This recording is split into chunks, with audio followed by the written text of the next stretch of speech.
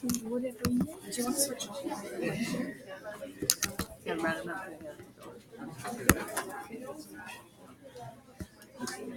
Change your phone.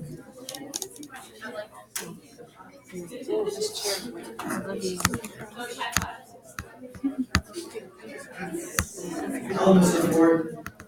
Hi. First of all, I just want to say that I am in love with my bright green Ford Mustang. Anyways, how did the creation of the Ford Motor Company revolutionize the transportation industry? Well, we created the Model T car, which was available to all consumers, which revolutionized transportation in both daily life for American citizens and in transportation for business. And what exactly was the Model T, and was it available to average middle class Americans for a fair price? The Model T, or also known as the Tin Lizzie, was one of the first automobiles that we produced into like the actual world. It was very efficient, and that was my whole goal the whole time, was to create an affordable, efficient, and easy car for like common people. And I hear that you were the creator of welfare capitalism. Can you explain this? Welfare capitalism is how we provided medical benefits and paid vacations to our factory workers. Okay.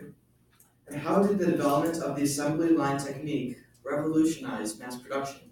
Well, the assembly line as a whole made the job of creating a car easier on people because each person had one task that would help create the car as a whole.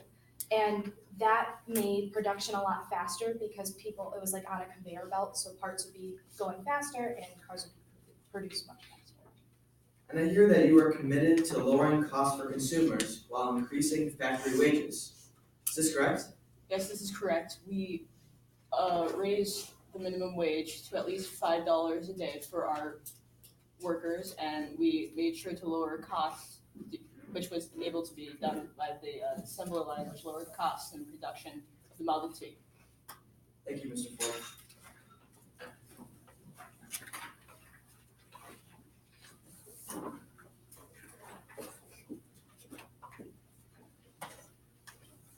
So I'm not going to put it past anybody for being in love with their car. You know, even Roger Taylor must said the machine of the dream is such a clean machine.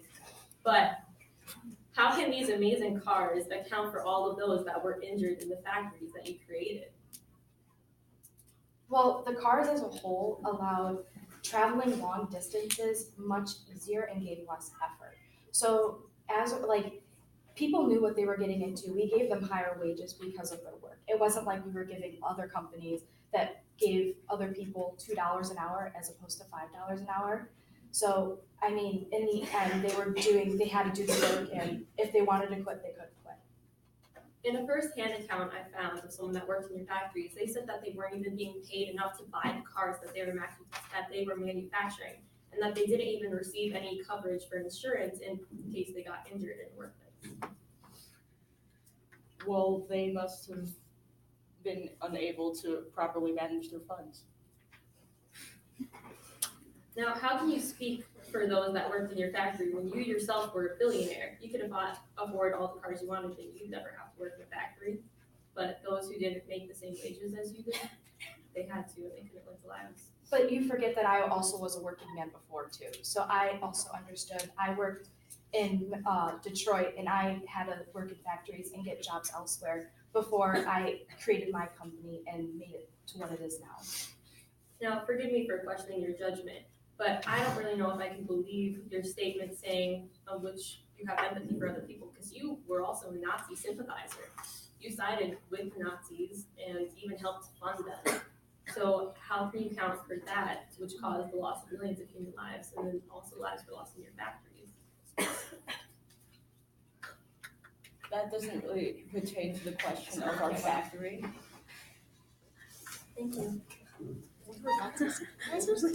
All right.